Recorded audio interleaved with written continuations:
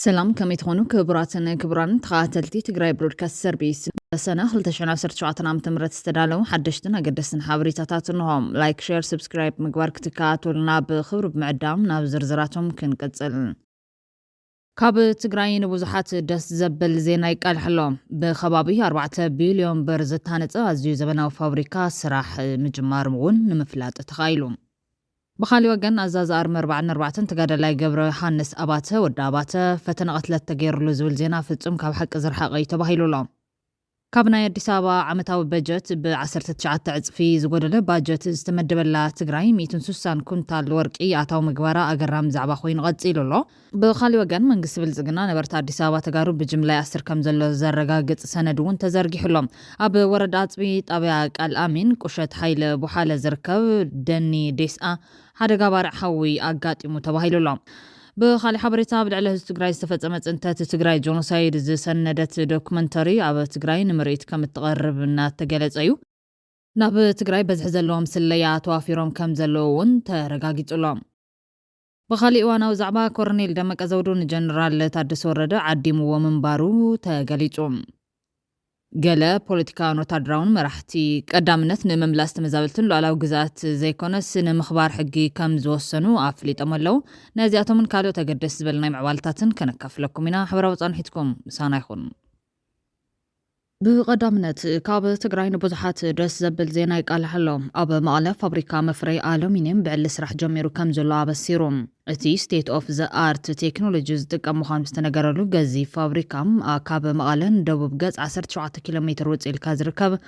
بخبابي 4 بليون برستانت هزيو زبناو فابريكا مفري الومنيوم تيكاف الومنيوم سرح جميرو لهم تيكاف زبال تكال كاب مال 17 كيلومتر وصيلو بانفت اشغودا بزركب شيدو ناي الومنيوم فابريكا مخفاتو بحقي دس يزبل تيكاف بحق كبرات تعزلو تكاليوم ناي تراكتر مقطاطم فابريكا ناي مايكوعتي ماشينات اب قربادما ناي قلم فابريكا بحقي تግራይ ኢንዳስትሪ بإندستري مقبار عبي جامم زصاوت زلو دما تباهيلሎም ኩናት ዝፈጠሮም ከበት መሐለኻታት ሰጊርኩም ፍጻመ ዘብጻሕኩም ሰቦና ትካል ማናጅመንትን ሰራሕተኛታትን ድማ ልዑል ክብሪ ይግባእኩም ዝብል አድናቆቱን ቀሪብሎም بخالي زينام أبو ردات بي طابع كلامين كشت حيل بحالة زركب دن ديس حدقا بارع حوقات إمام أبزوا مرات قرأي وردات بي طابع كلامين كشت حيل بحالة زركب منقستا ودن ديس كاب عفار كل الفوليبوتا قرب وحلة جمرة بارع حوي بحيال الفاسنة تحقزة قداتي بتحكم زلو بيروحرشان هفتفترون تقرأي فليتوم حزب تخبابن نتحدقا بارع حوون متفازل على الربرب ناقبر انتخاون بزلو دارق غيرن فتنة الفاسنة تدفأزل على عنواتي بتحلم اتبارع حوي كابتنا حبرت سبعة من لعل خوينو بمهلاو جزاو محدار تقراي هزوز فتح نكبون تاوعيت قريبولهم أزازي أرمي 4 تقرلا قبر هانس أباتو وداباتا فتنا أطلت تغيرو لزول زينا فتسوم كاب حق زرحا غايت بايلوم أبزح على فحيدات معالتات زخر سماتات نمخبار ناوكت محاوزين أبزم رحو الوان زقات أما هندبتا وحادقا مكينا وسن مقدات قات إمو بهي والطريفولام وز بزقات أما حادقا مبر كونت وحيلو كم زي كونن هزي أمان برقزون أبزبو كونتات كم زركبن زي قلت وقنات زي كون حاوريتان نزرقحنا هزبي آينة دناقر إلو ملوم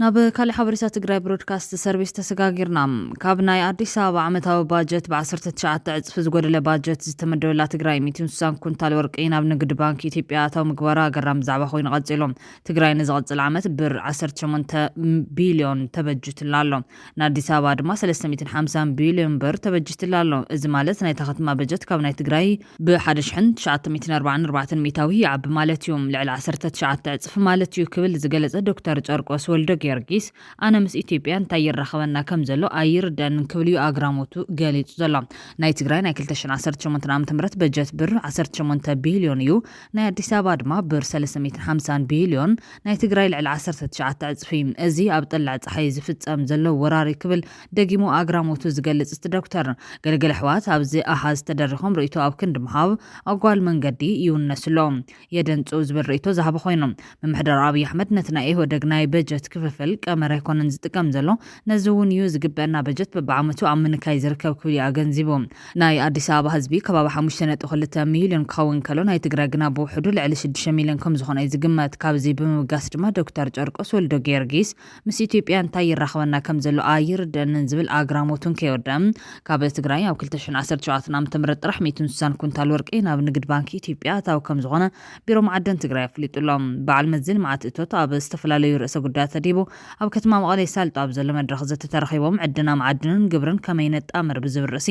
መመያየጢ ጽሑፍ ዘቕርቡ ምክትል ሓላፊ ቢሮ ማዕድን ትግራይ ኣይተተስፋ ዓለም ሓድጎም ትግራይ ብዙሓት ሃፍታት ማዕድንን ካልኦትን ከም ዘለዋ ብምሕባር ጥርት ትብል ረብሓ ዘይረኸበትሉ ኣብ 2017 ዓ.ም ጥራሕ 160 ኩንታል ወርቂ ናብ ንግድ ባንኪ ሽረ እንዳስላሰ ኣታው ከም ዝኾነ ሓቢሮም እዚ ፍጻመ ብልዕልታ ብኹናት ዛዕነወት ትግራይ ብደገን ብውሽጥን ዝግበር ዘሎ በደላት ኮይኖም ካብ ምጉዳል ባጀት ምጉሕጓሕ ክቡር ማዕድናት ክሳብ ብዝተኸልከሉ ኬሚካላት ኣብ ልዕሊ ህዝቢ ጥሪትን ከባብን ዝግበር ዘሎ ጥፋት ተደራራቢ ብምዃኖም ወሓስ ክመን ትግራይ ዝብል ሕቶ ጽሑፍ ሒዛ ኣብ ጎደናታት መቐለ ትንከራተት ዝነበረት ንእስቲ ጓል ኣንስተይቲ ዘዘኻኽር ኮይኑ ይርከብ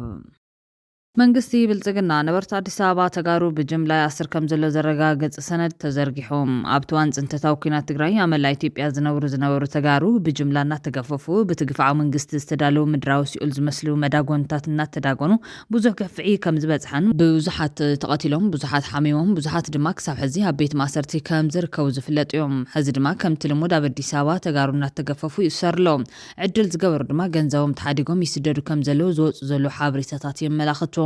ሞባይሎም ይፍተሽ ጅቦም ይፍተሽ መለለይ መንነት ይሕተቱ ተኣኪቦም ሻሂቦን ክብሉ ኣይኽእሉን ወዘተ ኣባላት ፖሊስ ናይ ዝግፋዕ መንግስቲ ብልጽግና ካብ ተጋሩ ገንዘብን ንብረትን እናሕደጉ ገዛ ገዚኦም መኪና ገዚኦም ሃፍቲ ተኣኪቦም እዮም እዚ ድማ ሃፍትን ንብረትን ተጋሩ ንምውራር እቲ መንግስቲ ዘመቻቸወሎም ዕድል ይክብሉ እዮም ገሊጾም ዘለዎም ዓገብ ክበሃል ይግባእ ዝብሉ እዞም ነዚ ሓበሬታ ዘካፈሉ ወገናት ብመንነቶም ተጋሩ እናፈለኻ ካብ ስራሕ ቦታን ካብ ዝተፈላለዩ ማሕበረሰባዊ ኣገልግሎታት ካብ ዝረኽብሎም ቦታታት እናወሰድካ ምሳር ደው ይበል ምስ መራሕቲ ኣብ ዘተኸራረኻ ቁፅሪ ንጹሃት ዜጋታት ሙግዳ ግፍዒ ብማል ተጋሩ ካብ ትካላቶም ክእሰሩን ከለው ዘርኢ ተንቀሳቓሲ ምስሊ ዘርጊሖም ኣለው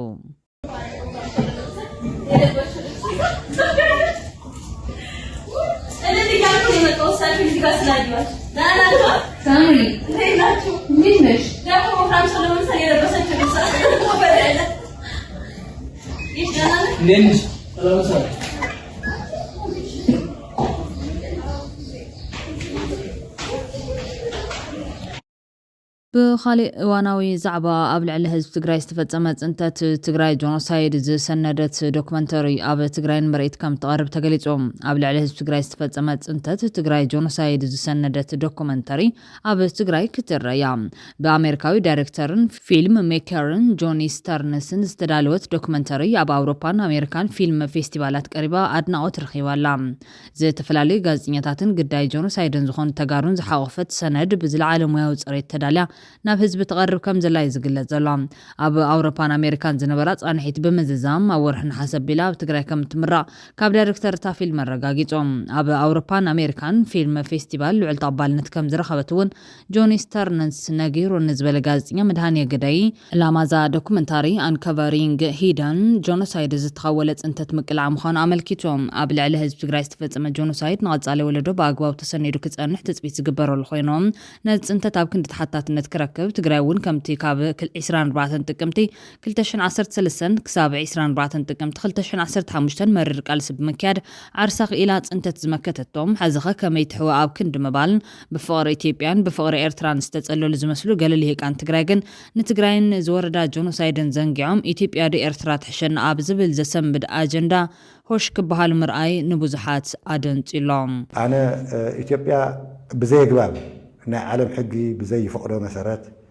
ዘይ ምፍራስ መሰላ ተጋሂሱ ሕጋዊ ውክልና ብዘይ ውሉ መንግስቲ ፌክ ለኾነ ሪፈረንደም ኣብ ርእሲ ሪፈረንደም ይተኻይዱ 1950 ዓመተ ምህረት ዝተኻየደ ሪፈረንደም የተባበሩት መንግስታት ውሳኔ ቁጥር 390 5 ተዳሪኻ ሪፈረንደም ብሪፈረንደም ኤርትራ ናብ ኢትዮጵያ ዝገበራ ተሓሳቢ ዝገበሮም ነገራት ኣለዉ ሓደ ኤርትራ ሰልፍ አድሚኒስትሬሽን ክህልዋ ናይ ውሽጢ ካልኣይ ኣብ ቀርና ኣፍሪካ ሰላም ክፍጠር ሳልሳይ ናይ ኢትዮጵያ ጂኦፖለቲካዊ ታሪካዊ ኢትኒካውን ካብ ኩሉን ላዕሊ ከዓ ሕጋዊ ዝኾነ ናይ ባሕሪ በሪ ምርካብ ዝብል አንቀጽ ኣሎ ተአንቀጽ ንሱ 91 ዓመተ ምህረት ለኢትዮጵያ ብትክክል ረብሓ ዝውክል መንግስት ሰብ ዘይነበረሉ ናይ ሓሶት ሪፈረንደም መካይዳ ነፃ ዝወፀት ዓዲ እያ ስለዚ እቲ ፕሮሰስ ችግር ኣለዎ ስለዚ ናይ ኢትዮጵያ መንግስቲ እዚ ነገር እዚ ክእርም ኢሉ እንተደኣ ተንቀሳቂሱ ተጋሩ እውን ልክዕ ከም ካልኦት ኢትዮጵያውያን ጎረረና ክዕፀል ገበረ ስለ ዝኾነ እቲ መርዓ ንሱ ፍጹም ጎጉይ መርዓ ነይሩ ኣብ ናይ ኤርትራውያን ረብሓ ጥራሕ ተንጠልጠለ ልተጋሩ ግን ጎረሮኦም ዝዓፁ ላብ ቀይሕ ባሕሪ ገፀም ገይሮም ከይርኡ ዝገብር ፍጹም ዝንቡዕ ስራሕ ነይሩ ኢለ ይኣምን ንሕና እንተኽኢልና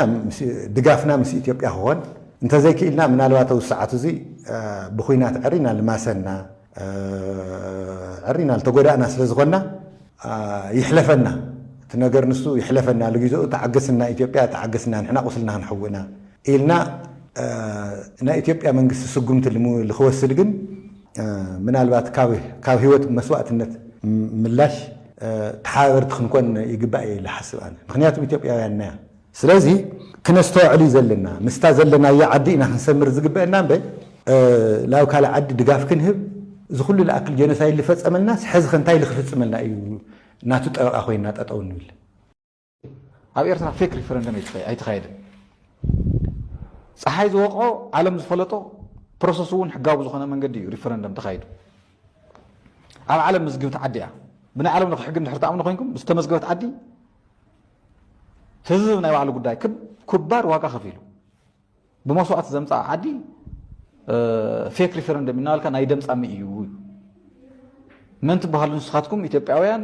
ኣብ ናይ ኤርትራውያን ጫማ ደው ኢልኩም ፌክ ሪፈረንደም ዶ እንታይ ረኸመ ኢዶ ትብልዎ መን ትበሃሉ ኢትዮጵያውያን ንበሃል እንታይ መሰለለኩም ኣበይ ትፈልጥዋ ኢትዮጵያ ቅድሚ ኢትዮጵያ ነበርና ኣበይ ትፈልጥዋ ኢትዮጵያ ቅድሚ ኤርትራ ነበርና ኣይትፈልጥዋን ኢትዮጵያ ለለና እውን ጥፍጣፍ ዓዲ ድርዑታ ኢትዮጵያ ኢና ንብል ዘለና ጥፍጣፍ ዓዲ እያ ዝረዳድኡ እውን የብላን ከም ናይ ባቢሎን መንደቕ ክትሃንፅ ኣይትኽእልን ሸውሃ እውን ትብለላ መዓልታ እውን እናኣኸለ እዩ ስለዚ ንምጥቕላል እንታይ ክብል ደልየ ተጋሩን ኤርትራውያንን ኣገው ዓፋር ወዘተረፈ እዞም ሰሜናውያን ህዝብታት እዚኣቶም እፅኦም መፃኢኦም ሓደ እዩ ምክንያቱ ህዝቢ ትግራይ ምዚኦም እዩ ዝዋሰን ምዚኦም ናይ ስነ ልቦና ናይ ባህሊ ሓድነት ኣለዎ መንግስቲ ኢትዮጵያ ሕቶ እንተልይዎ ብዓለም ለኸ ሕጊ ብናይ ኣፍሪካ ሕብረት በቲ ቻርተር ገይሩ በቲ ዝፈረሞ ሕቶ ክሓትት ኣለዎ መሰል ተልይዎ ተረኣ ዘየለ ክወርር የምባል ግን ትግራዋይ ክድግፎ ዘይኮነ ላዓርከይ ስልጣን ምስ ሓስኩም ብሕምከይ ትብል ክትብሉና ተዘይኮይኑ ሰላም ኣይተምፁ ዲሞክራሲ ኣይተምፁ ባህሊ የውልኩምን ባህልስ የውልኩምን ክነግረካ ውስሩ ስለዚ እታ ኢትዮጵያ ልበይና ዓይነት ታብዚኣ ፕሮሚስ እንታይ መስልካ ዶናልድ ሆሮዊት ዝበሃል ሊቅ እንታይ ኢሉ ብሄራውያንሲ ኩሉ ግዜ ተገንፀልቲ ኢሉ ተገንፀልቲ ብጣዕሚ ብዙሕ መፅዋዕ እዮም ዝህቡ ድሓር ምስ ተገንፀሉ ዝወልዎ መፅዋዕታት ኩሉ ስለዘይኮን ላበት ሪኣቱ እዚ ኣብ ኢሳያስ ተራእዩ ኣብ ደቡብ ሱዳን ተራእዩ ኣብ ኩሉ እዩ ተራእዩ ዲሞክራሲ ብምግንፃልካ ኣይውለድን ሰላም ብምግንፃልካ ኣይውለድን እስራኤል ከ እንታይ ኮይና እሞ ኮምፕሊትሊ ዲፈረንት ካብ ደቡብ ሱዳን ኣይተወፁ ናትካ ባህሊ ስምዐኒ ናትካ ናይ ትግራዋይ ባህሊ ካብ ኣምሓራይ ይቕዳሕ ጀርመን ተኮይና ስምዐኒ ናይ ኣምሓራይ ባህሊ ካብ ትግራዋይ ይቕዳሕ ናታቶም ከዓ ካብ ጎረበቶም ይቕዳሕ ምንም ዝቕዳሕ ነገር የብሉ ብሱርሲ ተረድአኒ ሲቪላይዜሽናል ዲፈረንስ ገለ ትብሎ ናይ ግዛዕ ዘምፃኻዮ እስቲ ኣብ መንጎ ኣምሓራይ ኣብ መንጎ ጥራሕ እግሩ ዝኸደ ኣምሓራይን ኣብ መንጎ ጥራሕ እግሩ ዝኸደ ትግራዋይን ናይ ሲቪላይዜሽን ዲፈረንስ ኣሎ ትብለኒ ኣለኻ እዚ ኣብ ቤተክርስትያን ዝቅድስ ትግራዋይን ኣብ ዝፈቀደ ናይ ሲቪላይዜሽን ዲፈረንስ ኣሎ ትብለኒ ኣለኻ ናይ ሳሙኤል ሃንቲንግተን ሚስኮት ዝገበርካዮ ንኣብነት ናይ ዓረብ ካልቸር ዘለዎም ሰባትን ናይ ዌስት ሲቪላይዜሽን ዘለዎም ሰባትን ናይ ኣፍሪካ ኢንዲጂኒየስ ባህሊ ዘለዎም ሰባትን ናይቶም ገዛእቶም ናይ ምዕራባውያን ክስታይን ናይ ሲቪላይዜሽን እምበይ ቶም ሻዕብያ እውን ከምኡ ኢሎም እዮም ተፈልዮም ቶም ሻዕብያ ክፍለዩ ከለውማ ራማስ እንካብ መንካ ትብላ ካብ ሰጊርካ ዘላ ከተማ ካብኒ እንታይ ትበሃል ካብ ዕሳድ ዒቃስ ልተሓተት እያ ልደንቆረት እያ ዛላምበሳስ እንካብ ፋፂ በተሓሳስባ ብካልቸር ብባህሊ ብስሩ ልተሓተት እያ ኢሎም እዮም ተገንፂሎም ዘሰም ነገር ካብዚ ተርእየና ኣለኻ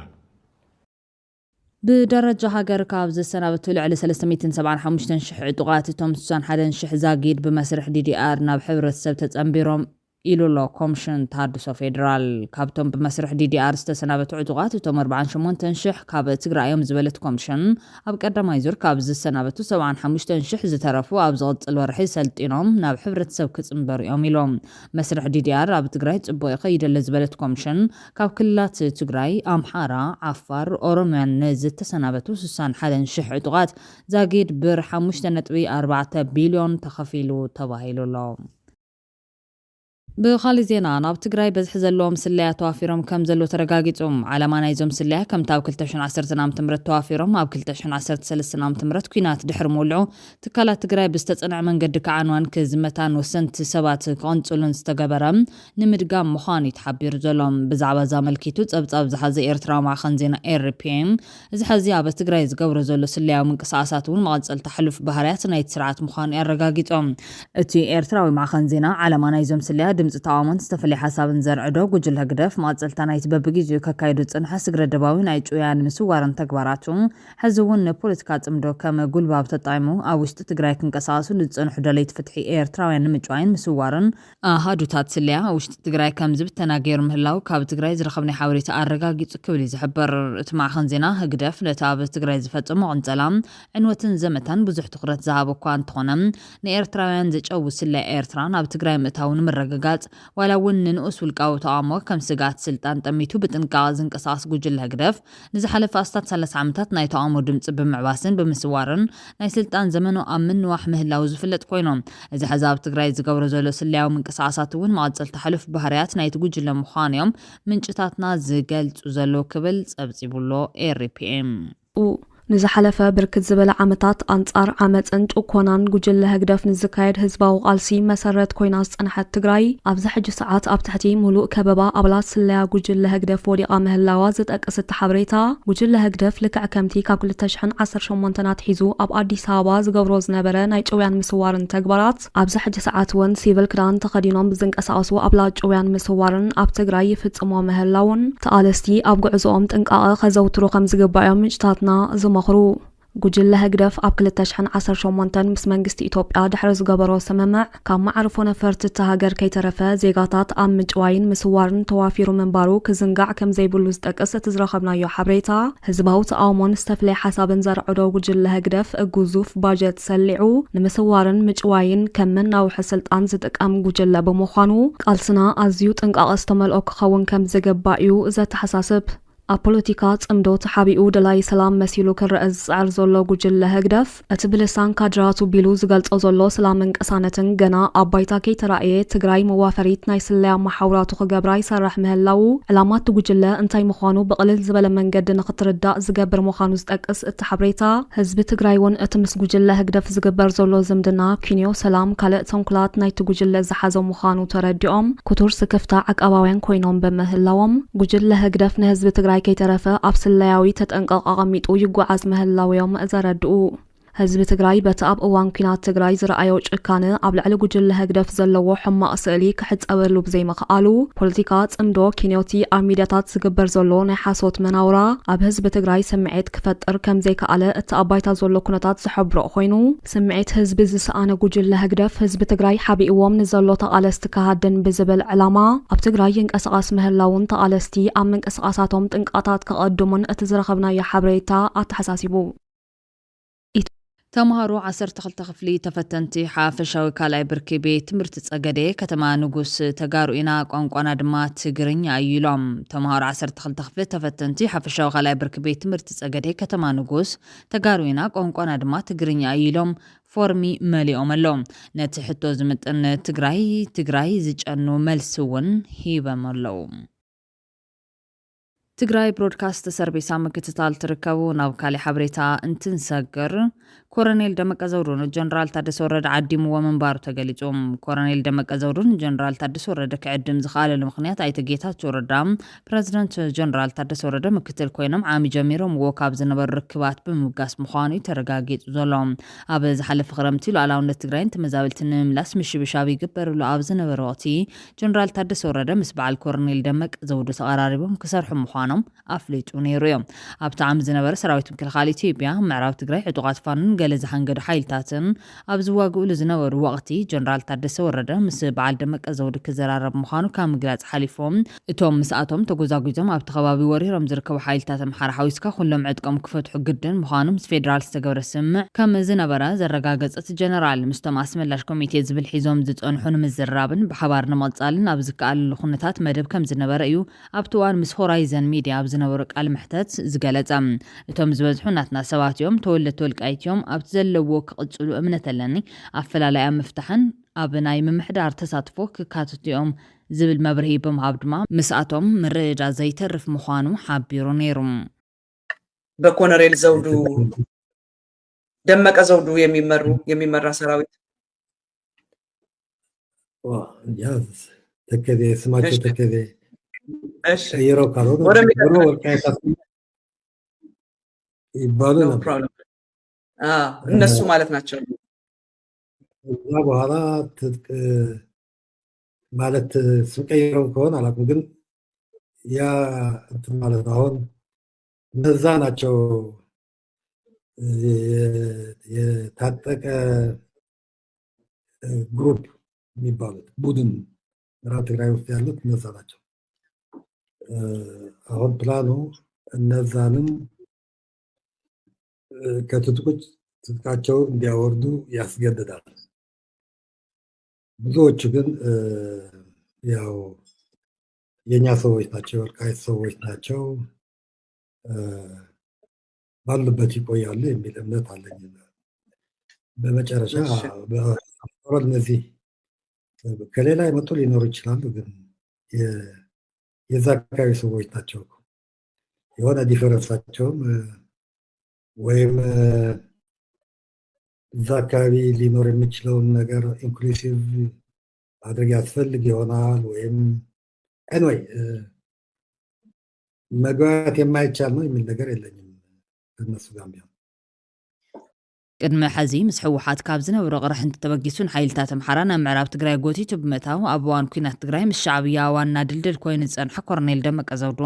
ኣብቲ ዓመ ክረምቲ ምስ ሰራዊት ኢትዮጵያ ዝግበር ዝነበረ ግጭት ዕጡቃት ኣምሓራ ተሳተፍቲ ከም ዘይኮኑ ዝዝከር እዮም ዝበዝሑ ምስኡ ዝተሰለፉ ዕጡቃት መንግስት ፌደራል ንዘውረዶ ብምኽባር ናቱ ውሳነ ካብቲ ናይ ሽዑ ግጭት ዝተዓቀቡ ኮይኖም ገለ ካብቲ ናቱ ውሳነ ዝሓንገዱ ዕጡቃት ግን ኣብቲ ፋኖን ህግደፍን ጀሚሮምዎ ዝነበሩ ናይ ከባቢ ፀገዴ ግጭት ይሳተፉ ከም ዝነበረ ይዝከር ይኹን እምበር መንጎ መሪሕነት ሕወሓት ብሰንኩ ጉዳይ ጉባኤ ድሕሪ ዘጋጠመ ኣፈላላይ ጉዳይ ተመዛበልትን ሉዓላዊ ግዛኣት ትግራይን ከም ዝተኣጓጎለ እዩ ኮሚሽነር ገብረ ህይወት ገብረ ዝጋብሔር ዝገልጽ ፌደራል መንግስቲ ውሽጣዊ ኩነታት እናረኣየ እዩ ዝፈትሕ ብምባል ነቲ ዝነበረ ኩነታት የብርህ ንወይኑ እንተይሉ ኣይፈልጥን ኣብ ኣኼራ ኣይብልናን ተረዳህን ፕላን ኣዳሊና 2016 ነዳሊና እንዲያም ንዙ ዝመርሕ ምክትል ፕሬዚዳንት ሽዑ ጀነራል ታደሰ ስለዝነበረ ጀነራል ታደሰ እዩ ተሓብረና ነይሩ ሰነድ ምን ኮን የና ጌታቸው ድማ ብላዕለዋይነት ዳይሬክሽን ይወል ነይሩ ክምልስ እንዲያም ፌደራል መንግስትስ ክምልሶም ይብለና አለ ኢሉ ይነግረና ነይሩ ኣይተመለሰን ዶክመንት የዘውጋ ካዘሉ ዶክመንት ጽዋውን በዶክመንት ሼር ዝገብረካ ትፕላን ሴክተሩን ተጣይሹ ኦረተን ሽቶ አይና ደብዳቤ ብለው ይናኒ ፌደራል መንግስቲ ናይ ውሽጥና ኩነታት እናረአይና ኢና ጸገምታት ታክል ተረዳ ፐርፌክት معت حساو زلوا معت ليباو زلوا فدرال منغستي ناينا خفتح يبل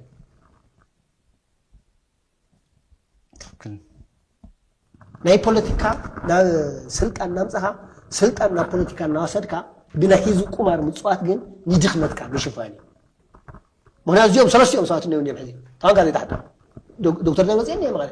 ጀነራል ታደሰ ነው እዚህ ጌታቸው ዲሳኒ ተጣጣ ለህዝብ ጉዳይ ባይዞይ ለህዝብ ጉዳይ እንዴ አመልክተለው هو ከተሐተተ ሰለካ አበይታ አይላ ኢንሻአላህ ዘሐተትከ እዚ አብይ ሰበብ ሃትኩም ኮሚቴ ዘሎ አብይ እወ ከነገር ዶክተር ደረጽ ሰለስቲዮም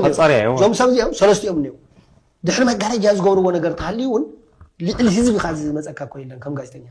ከም ጋዜጠኛ ልዕል ህዝብ ካዝ መጸካ ነገር የለ ንስኻድ ማለት ህዝብ ካስዋ ዘለካ እምበር ኒ ኢንዲቪጁዋል ሳይኮን ነበር ኒ ኢንዲቪጁዋል ይኮን ካልኩ ዘለካ ሎም ዘበን ድሕሪ ሓደ ዓመት ኮሎኔል ደመቀ ዘውዱ ነቲ ዓም ተጀሚሩ ዝነበረ ርክባት ምስ መራሕቲ ትግራይ ክቐጽሎም ምስቶም ተወለድቲ ምዕራብ ትግራይ ኮይኖም ኣስመላሽ ኮሚቴ ዝበሃል ኮይኑ ተመዛበልቲ ንምምላስ ዝብል ዘተ ኣብ ኣዲስ ኣበባ ክግበር መደብ ሒዙ ከም ዝነበረ እዩ ጸብጻብ ኢትዮ ፎረም ኣመላኺቱ ዘሎ አቶ ጌታቸው ረዳ ወደ ሁመራ ያደረጉት ጉዞ እያነጋገረ ነው። አቶ አረጋ ከበደና ሌሎች የአማራ ክልል ባለስልጣናት ከአቶ ጌታቸው ረዳ ጋር በመሆን ከኮሎኔል ደመቀ ዘውዱና ሰዎቻቸው ጋር ያደረጉት ውይይትን ኢትዮ ፎረም ከስብሰባው ታዳሚዎች ዝርዝሩን አግኝቷል። ውይይቱ እንዲካሄድ ታስቦ የነበረው አዲስ አበባ ነበር የሚሉት የኢትዮ ፎረም ምንጮች የወልቃይት አስመላሽ ኮሚቴ መሪው ኮሎኔል ደመቀ ዘውዱም አቶ ጌታቸው ረዳም የክልሉ መሪ በነበሩ ጊዜ ከእርሳቸው ጋርም ሆነም በወቅቱ ምክትላቸው ከነበሩትና አሁን የትግራይ ጊዜያዊ አስተዳደር ፕሬዝዳንት ከሆኑት ጀነራል ታደሰ ወረደ ጋር በተደጋጋሚ ተነጋግረው እንደነበር አስታውሷል። ኮሎኔል ደመቀ ዘውዱም አሁን በተካሄደው ስብሰባ ላይ ይህንኑ አስታውሰው መግለጻቸው ታውቋል። ኮሎኔል ደመቀ ዘውዱ ስለ ተፈናቃዮች እንዲመለሱ የሚደረግበት እንቅስቃሴ ሲናገሩም ከአቶ ጌታቸው በኩልም ጥያቄ ሲነሳላቸው አዲስ አበባ ኮሚቴዎችን ይዤ መጥቼ እንነጋገር፣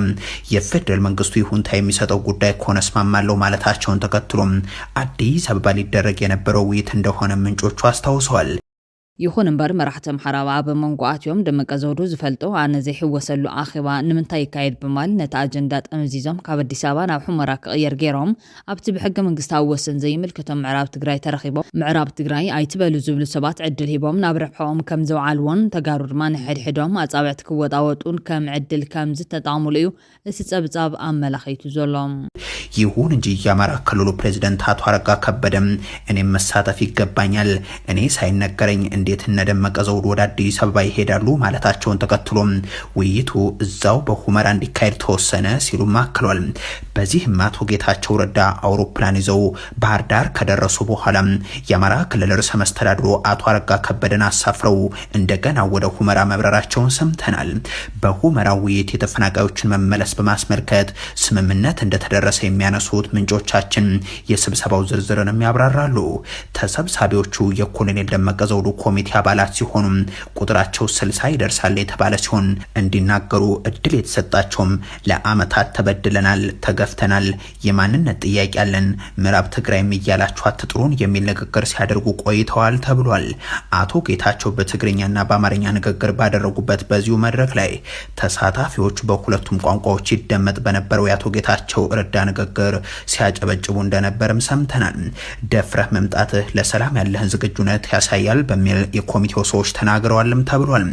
አቶ ጌታቸው ረዳ በበኩላቸው እኔ የመጣሁት ይህንን ጉዳይ ለመስራት የሚያስችል ስልጣን ኑሮኝ አይደለም፣ ይሁን እንጂ የጊዜያዊ መንግስቱ ፕሬዝዳንት በነበርኩበት ወቅት ተፈናቃዮች እንዲመለሱ ያወጣነው እቅድ አለ፣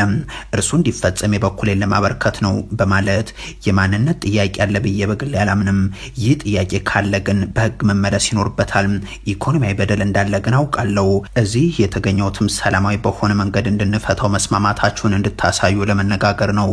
ቋንቋችን የመቀራረብና የሰላም እናድርገው ሲሉ ተናግረዋል ተብሏል። ናይ ኣምሓራ መራሒ ኣብ ምዕራብ ትግራይ ኣኼባ ብመምርሑ ዝተቆጥዑ ወገናት ፈታውን ፀላን ክፈልጡ ዘሎ ጉዳይ ኣብ ስራሕ ዘሎ ሕገ መንግስቲ ኢትዮጵያ ተቐዲዱ ክሳብ ዘይተደረበየም ፕረዚደንት ክልል ኣምሓራ ኣብ ምዕራብ ትግራይ ከይዱ ህዝቢ ክእከብ ከዘራርብ ይኹን ዝኾን ሓሳብ ከብ ይኹን ህዝባዊ ኣኼባ ክመርሕ ይኸለን። ምዕራብ ትግራይ ከም ሽሙ ምዕራብ ትግራይ እዩ። ከምቲ ፕረዚደንት ትግራይ ጀነራል ታደሰ ወረደ ነበርቲ ምዕራብ ጎጃም ኣኪቡ ከዘራርብ ዘይኽእል ፕረዚደንት ክልል ኣምሓራ እውን ነበርቲ ምዕራብ ትግራይ ክእክበ ይኸለን። እዚ ዓጋም ጣሓስ ዝኾነ ፖለቲካዊ ኣካይዳ እዚ ንህዝቢ ትግራይ ከቢድ ዋጋ ዘኸፍልን ኢገ ሕገ መንግስታውን እዮም። ኩልና ብንቕሓት ክንከታተሎን ክንገንዘቦን ንዝግባእ ህዝብን ዓድን ብሕግን ስርዓትን ዳንበር ብይኹን ይኹነ ይምራሕን። እዚ ኣካይዳ እዚ ሎሚ እንድሕር ዘይኣሪምናዮን ዘይስተኻኺልናዮን እመኑኒ ፅባሕ ፕረዚደንት ክልል ኣምሓራ አረጋ ከበደ መቐለ መፅኡ ንካቢነ ጊዜያዊ ምሕዳር ትግራይ ኣኪበ ከዘራርብ የክብለኩም እዮም። ካብ መረበቶም ዝተመዛበሉ ወገናትና ክብሮምን ሙሉእ ድሕነቶም ተሓልዩ ብመሰረት ሕገ መንግስታዊ ስርዓት ኢትዮጵያ ውዕል ፕሪቶሪያ ከይተሸራረፈ ናብ መረበቱ ክምለስ ይግባእ ዝብል ተሪር መልእኽቲ እዩ ኣመሓላሊፎም። ካልኦት ድማ ተጋሩ ፈፂሞም ክቕበልዎ ዘይብሎም ምዕራብ ትግራይ ኣካታዓይ ከባቢ እዩ ዝብልን ሻዕብያ ኣብ መሬትና እናሃለወ ህዝቢ ኤርትራን ህዝቢ ትግራይን ተራኺቦም ዝብሉን ክልቲኦም ብወረርቲ ትግራይ ቁማር ምጭዋት እዮም። ሻዕብያ እውን ይውፃእ፣ ኣምሓራ እውን ይውፃእ፣ ዘውጾም ድማ ፌደራል እዩ። ብሰላማዊ እዚኣ ኩልና ተጋሩ ንቃለስ ተመዛበልቲ ምምላስ እንትተኻኢሉ ግን ቤዛኹም ተሃላሊኽና ከይንኸልፎም ነጥቢ ምቑፃር ብተመዛበልትና ደው ይበል ክብል እዩ ተሰሚዑ ዘሎ። ገለ ፖለቲካውን ወታደራዊ መራሕቲ ቀዳምነት ንምምላስ ተመዛበልትን ሉዓላዊ ግዛኣትን ዘይኮነስ ንምኽባር ሕጊ ከም ዝወሰኑ ኣፍሊጦም። ጀነራል ዮሃንስ ወልደ ጀወርጊስ ሕግን ስርዓትን ክኽበር ምዃኑ ፍለጡልና ክብል ተዛሪቦም ሓምሻይ ክረምቲ ኣብ ዘስካሕካ ኩነታት ኣይነበረን ዝብል ናይ ያክል ወፍሪ ይቐጽል ከም ዘሎ ይፍለጥ እዮም ኣዝ ሰራዊትን ፖለቲከኛታት እውን ኣብዚ ከዓስሉ ክጽዋዕ ጸኒሑ እዮም ንፖለቲከኛታት ዝነቕፉ ወገናት ተኣኪቦም ይመኽሩ ዝመኸርዎ ንምትግባር ትልሚ የውፅኡ ዘውፅዎ ትልሚ ከይተተግበረ ኩነታት ይቀየር ተመሊሶም ይከቡ ካሊእ ፍታሕ ይጋጥሞም መወዳእታ ዘይብሉ ሸንኮለል ክብልዎም እዮም ጸኒሖም ናይ ዝመወዳእታ ወታደራዊ ምሕዳር ምስራት ይክኸውን ኣብ ቀረባ እዋን ስለ ንሪኦ ሃየ ከይሕድሸና ዝብል መጠንቀቕታ እውን ክህቡ እዮም ዝስምዖም ካልኦት ድማ ገለ ኣመራርሓን ተመዛበልቲ ወገናት ተጓዛውጊዞም ናብ ምዕራብ ትግራይ ዋላ እውን ብተኩስ ንምእታው መደብ ከም ዝነበሮም ክዝረብ ጸኒሑ ዝብል መዘኻኸሪ ብምሃብ ካብ ክልተ ዕላማታት ንሓዲኡ ንምዕዋት ነይሩ እቲ ትልሞም ቀዳማይ ማሕበረሰብ ዓለም ናይ ጥያቲ ድምፂ ምስ ሰምዐ ንኣብይ ኣሕመድ ኣገዲዱ ናብ ጠረጴዛ ፖለቲካዊ ዘተከምፀሎም እዚ እንተኮይኑ ድማ ካልኣይ ናይ ታዋኽ ስራሕቲ ምዕማም ድምፆም ክሳብ ዝስማዕ ዝብሉ ምንባሮም እዩ ዝገልጾም ኣብይ ኣሕመድ ነዚ ስለ ዝፈልጥ ንጌታቸው ረዳ ናብ ምዕራብ ትግራይ ብምላኽ ናይ ባዕሉ ተዋስኦ ይሰርሐሎም ኣብዚያ እውን ዳሕወሓት ተቐዲሞም ኣለዉ ጽባሕ ድማ እንታይ ከም ዝምህዙ ክንርኢና እንተ ህዝብና ግን ይሕዝን ክብልዮም ክገልጹ ጸኒሖም ድሕሪ ጌታቸው ረዳ ናብ ሑመራ መኻዱ ፖለቲካውን ወታደራውን መራሕቲ ቀዳምነት ንምምላስ ተመዛበልትን ሉዓላዊ ግዛኣትን ዘይኮነስ ንምኽባር ሕጊ ከም ዝወሰኑ ኣፍሊጦም እዮም ዋና ኣመሓዳሪ ዞባ ደቡብ ምብራቕ ትግራይ ኣይተከለል ሓጋዚ ኣብ ሓራ መሬት ዘለዎ ሓይሊ ብሰላም መንገዲ ከነፍርሶን ሕቶ ዘሎም ወገናት ብሰላማዊ መንገዲ ክቃለሱን ክንፈቅድ ይግባእ ብማል ካብ ዘወፃኢ ብሽም ሓራ መሬት ከባቢና ናይ ሸፋት ቦታ ክኸውን ኣይንፈቅድን ክብል ተዛሪብሎም ኣብቲ ሓበራዊ መድረኽ ኣካላት ጸጥታ ዞባ ዝተረኸበ ጀነራል ዮሃንስ ወልደ ጀወርግስ መዲድ ድሕሪ ሕዚ ሕግን ስርዓትን ከነኸብር ምዃና ንምፍላጥ ዝተጸዋዕ መድረኽ እዩ ዝበለ ኮይኖም ዞባዊ ጸጥታዊ ኩነታት ንምርግጋጽ ኩሉ ኣካል ተዋሪዱ ክሰርሕ ዘኽእል ድሕሪ ምባል ንረብሓ ህዝቢ ትግራይ ዝቃለስ ዝኾነ ይኹን ሓይሊ ጆኖሳይድ ዝፈጽሙ ኣካላት ፀጊዕ ክኸይደ ይግባእን ክብል ገሊጾም እቲ ጀነራል ነቶም ምስ ኣዲስ ኣበባ ዝሰርሑ ዘለዉ ዝነቐፉ ኮይኖም ነቶም ምስ ኣስመራ ዝሰርሑ ግን ዝበሉ ነገር የለን ኣብ ሰልፊ ያክል ንጡፍ ተዋሳኢ ዝኾነ ዳንኤል ለጋሽ ግና ንምንታይ ንሉዓላውነትን ተመዛበልትን ቀዳምነት ዘይወሃብ ዝብል ሕቶ እዩ ኣበጊሱ ዘሎ ንጀነራል ታደሰ ወረደ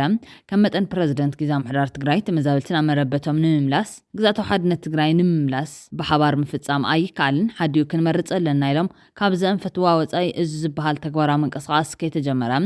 ኣዋርሕ ክናገፉ ጀሚሮም ኣለዉ ዝበለ ዳንኤል ህዝቢ ናብ መረበቱ ክምለስ ክሰርሕ ዝግብኦ ናይቲ ሕብረተሰብ ተሳትፎ ሓዊሱ መንግስታውን ዘይመንግስታውን ትካላትን ቢሮታትን ምትእስሳር ይጠልብ ለይትን ቀትርን ሰሪሕኻ ንምፍጻም ዝኸብድ ግን ድማ ግድን ክዕየዩ ዝግብኦም መደባት ምምላስ ተመዛበልቲ እዮም ዘለዎም ሕዚ እውን ቀፂሉ ዘሎ ዛዕባ ቢሮታት መሊና ኣይተረከብናን ትእምት ኣይተቆፃፀረናን ሕጋዊ ሰውነት ኣይትመልሰልናን ወዘተ ዛዕባታት ሓንቲ ውድብ እዮም ኣብ ኣየር ዘለዎም ጊዜያዊ ምምሕዳር ኣብ 3 ወርሒ ዝዕመሙ መደባት ዝርዝር ትልሚ የውፅእ ኣለኹ ካብ ዝብል 3 ወርሒ ዳርጋ ኮይኑሎም ህዝቢ ብወገን ሕወሓትን ፌደራል መንግስትን ቅቡልነት ረኺብኩም ዝተሸምኩም ምዃንኩምን ብዙሓት ዕድላት ተሓንሺሾም ካርድና ኣብ ዝወዳናሉ ዝተፈለየ ምንቅስቓስ ብምግባር ሰላማውን ውሕስን ምምላስ ተመዛበልቲ ከሳኽዑ ትፅቢት ነይርዎ ግን ኣይኮነን ክብል ይዋይሶም ወሲኹ ድማ እሞ እንታይ ይሓይሽ ዝብል ሕቶ ዘቕርብ ዳንኤል ትግራይ ልዕሊ ምምላስ ተመዛበልቲ ክንርስዖ ንኽእል ካሊእ ዛዕባ እንተልዩ እውን ኣረድኦና እሞ ናብ ስራሕና ክንብተን ብሰላማዊ ኣገባብ ውሕስና እናተሓልዩ ናይ ኩሉ ተሳትፎ ብትኽክል ዝተፈጸመ ምዃኑ ብምርግጋፅን ተመዛበልቲ ትምልሱ ዲኹም ህዝቢ ዝምልከተኩም ኣካላት ተዘራሪብኩም ናብ መረበቱ ክትመልስዎ ይጽበሎ ብድሌቱ መልክዕ ሕቶ ህዝቢ ጨዊኻ ንውልቃዊ ጉጅላውን ውድባውን ሕቶኽቶኽ መጥቅዒ ምውዓል ኣይከኣልን እቲ ሕቶ ባዕሉ ዝጭወ ኣይኮነን ሰላም ይሓሊኹም ብውሑስ መንገዲ ካብ ዝለመድናዮ ናይ ምጥፋእ መንገዲ ብዝወፅእ ኣገባብ መልሱኒ ዝብል እዮም ብተናፀል ዝውሰዱ ናብ ንጡፍ ኩናት ዝመልስ ስጉምቲ ኣየድልን ናብ ንጡፍ ኩናት ዝመልስ ስጉምቲ ኣየድልን እሞኻ ክትመልሱና ዲኹም ክብል እዩ ሓቲቱ ዘሎም እተን ገለ ፖለቲካውን ወታደራዊ መራሕቲ ትግራይ ግና ቀዳምነት ንምምላስ ተመዛበልትን ሉዓላዊ ግዛኣት ዘይኮነስ ንምኽባር ሕጊ ከም ዝወሰኑ ምግላፆም ንብዙሓት ኣገሪሙሎም نحمزة كرامتي أبتكا أبكندا عين نبرن سباتنا تحجي خريئة ندل زلنا تي نايت زوا صوتا خنتات نايت زوا حق سرعة النايم خبر نايت زوا نحزب دحننا تكره زخل سرحتي مسرح حزب تግራይ ዝመርሕ ዝነበረ መንግስቲ ትግራይ ይኹን ናይ ህዝቢ ትግራይ ውዳበ ንህዝቢ ትግራይ ሓድሽ ኣይኮነን ሕጂ ዝፈልጦ ሕጂ ዝርድኦ ሕጂ መን ኢሉ ዝድህስሶ ኣይኮነን ነቲ መንእሰይ ብህፃኑ ጀሚሩ ካብ ዝውለድ እናረኣዩ እናሰምዐ ዝዓበየ تعبي استقال سلو أجاز خفلو الخاب قدم جميرو بعدو زحلف اللي هوتي إزين تقوينو حجي كم حدش نهزب تقراي ناي حلف ناي هز تقراي ودابن منقستنتن أكايدان بوليسن حدش مرد أتانا مهاب نسعرلو ندخمولو نقر يلي كل فلتي السوز دلي بقو مسرحي حجي حدش بوليتيكا خنم هرو حدش بوليتيكا كنسرص قالو أكيبنا خمزيو علامانا خمزيو بوليسنا خنولو أي كونن صبي يفلتيو موزحتو خوانا اللعلي يفلتي أو إنا خندا مزلنا تزي خوينس سخونة بزي زخونة تقول لي زعمت تهزب أكيد أدانا جيرا نو تهزبس تبي ألف دي زي فلت كوينو من قصة تقرأي دي زي فلت كوينو مرحلة تقرأي دي زي فلت كوينو من محدارنا تقرأي دي زي فلت كوينو تستقال سلوا قادي زي فلت كوينو تاي واقع 5 خفلة مخته أبقدم 10 شعات عمت قالسي بدحر يعني 10 شعات عمت برتاو قالس استجبرنا أي من قصة تقول إذا كله سلا زي فلت دي زخونة سحيل مس زخونة دانا جيروا زي كونه سلازي حجيتي ناي حق ناي مخبار صراحة نسرح لنا خنقول كلنا وانا مرقزينا زي زغول وانا سنترنا كابزينا نوقس كاو زحلفه حمس مس استفتر قفلتات له استفتروا شجرات له زي امك اخ نفتح ملنا كمينا نفتحهم وسرعه حق نخبر خلله زي ملك يحيزو زي بوليتيكا ناتو هابه خمزي سلازخونه زي سلازخونه طابيا سلازمرحو وسلازمرصو قبيله سلازمرصو بيت مخرس سلازمرصو منا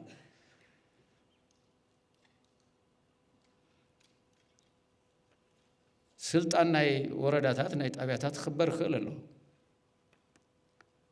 زي خطحاس يولي ግን መጥቀም ዝገብሮ በቤት ምክር ሹም መጥቀም ዝገብሮ ግን ደሞ ናይ ቤት ምክር ቅቡልነት ዘይብሉ ሓይል እንተልዩ ወይ ደሞ ቤት ምክር መሪፅኒ ኢሉ ናይ ጸላእሎ ክፍጽም ዝደለ ዝኾነ ኣካል እንተልዩ ሓደ ታ ቤት ምክር ሆሞ ይትመርጽ ተጋግያ ተመሪጻተውን ታይ ትገብረለኸ ክትበሃል ኣለዋ ታይ ትገብረለኸ ክትበሃል ክትከል ኣለዋ ስለዚ ሕግን ስርዓትን ክነኽብር ኢና ክንብል ከለና ክሳብ ሕጂ ኣብዚ ሓደ ፈቕልተ ዓመትን ድሕሪ ናይቲ መንግስቲ ምትዕራይ ክሳብ ሕጂ ከዓ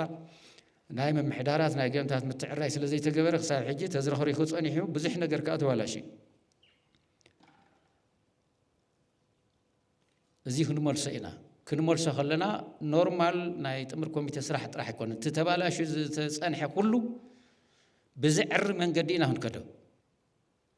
ብዙሕ ነገር እዩ ዘሎ ኣብ ትግራይ ድሓን 2 ዓመት ሙሉእ ስለ ዝተባላሸወ ብሓደ ግዜ ዝዕረ ስለ ዘይኮነ ቀስ እናበልና ክንዕርዮ ተባሂሉ ቀስ ተባሂሉ ዘሎ ግን ትቀስ ነዊሑ በዚሑ ካብዚ ኸይዶም ኣብ ዓፋር ዝኸዱ ኣለዉ ክምለሱ ኣለዎም ብፅዕትና እዮም ዝተቃለሱ እዮም ተጋግዮም ክኾኑ ይኽእሉ ገሊኦም ወንጀል ዝፈፀሙ እዮም ብወንጀሎም ፈሊጦም ከይጥየቑ ዝኸዱ ክኾኑ እዮም ብዙሕ ሰብ ግን ብዘይፈልጦ ነገር ተደናጊሩ ከይድ ዝተገበረ እሱ ክምለስ እዩ ምንም ዝጠረጥር ኣይኮነ ኣይ ናይ ዕላማ ሒዝኻ ክቃለስ እንታይ እዩ ዝብል መቃለስ ዕላማ እኮ ይብልን ምክንያት እኮ ይብልን ምክንያት ዘይብሉ ኣጀንዳ ሒዝካ ምቅላስ ዝበሃል ነገር የለን ምክንያት ዘለዎም ወንጀል ዝፈፀሙ ወይ ስልጣነይ ናይ ስልጣን ህረፍ ዘለዎም ኩሉ ይኹሉ ንሶም ክንዲ ዝከኣል ምስኦም ምርዳይ ተኻሊእ ግን ምንም ኣበሳ ይብሉ ምናምን ይብሉ ናብ ኳሓኳሓ ዘሰደውን ኣይንኸድ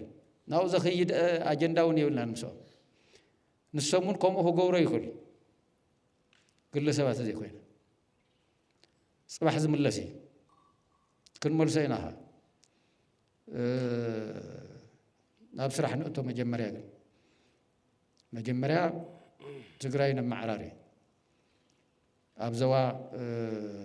ደው